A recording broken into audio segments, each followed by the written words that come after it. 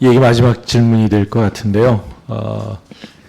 그 후보자가 통일부 장관으로서 그 자격을 충분히 갖췄다고 판단하지는 않습니다. 예. 그래서 이 질문이 또 마지막이 될 수도 있는 것 아니겠습니까?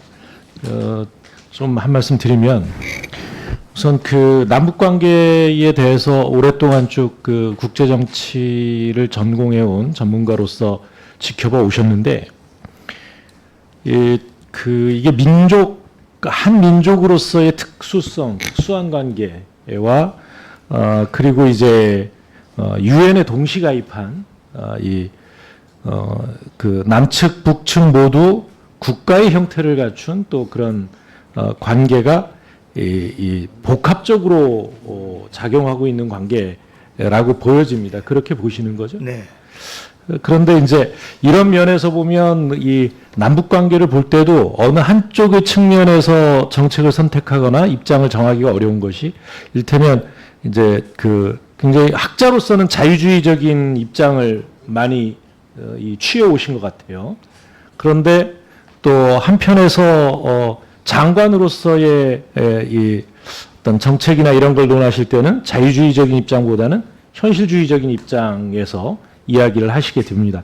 이 두 가지가 사실은 다 필요한 관계가 남북 관계인 것 같다라는 말씀을 좀 드리고 싶고, 아까 우리 북한 체제 보장 문제에 대해서 미국 또 일본, 한국 어느 누구도 지금 제대로 된 이야기를 못 하고 있는 상황이고, 그렇다 보니까 북한은 핵이라고 하는 것을 체제 유지의 수단으로 쥐고 있는 이런 상황이고, 그 체제가 어떤 인권의 측면에서는 이 북한 주민들에게 매우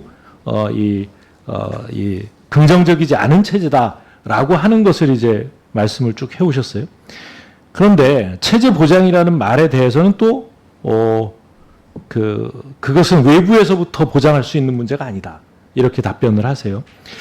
그러나 북한 정권은 일종의 외부로부터 체제 전복 시도가 계속 있다, 이렇게 인식하고 있는 것도 현실 아닙니까? 맞습니다. 그러니까 심지어는 이제 이 대북 방송, 이 전단 살포라든가 이런 것에까지도 이것이 체제 전복 시도다, 이렇게 보고 있는, 그래서 이 인식의 부조화, 개념의 불일치가 일어나는 것이죠.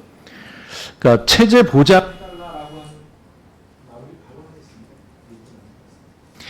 보장을 해달라라고 하는 것은 그 나라 국민들한테 내정 간섭해서 이 북한 주민들을 설득해서 이 체제를 유지할 수 있게 해달라는 것이 아니지 않습니까?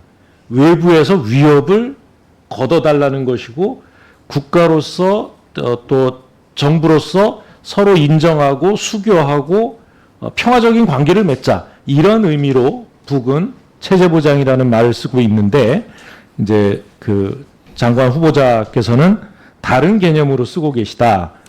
그런 면에서 보면 이게 자유주의적인 개념으로 쓰는 거하고 현실주의적인 개념으로 쓰는 이런 것들이 이제 불일치가 일어나는데, 이런 것들이 앞으로 장관을 하시든 아니면 학자로 돌아가시든 이 남북 문제에 대해서 이 입장을 내실 때 항상 그 염두에 두셔야 되는 문제가 아닌가, 한 말씀 드렸습니다. 네, 항상 유념하겠습니다.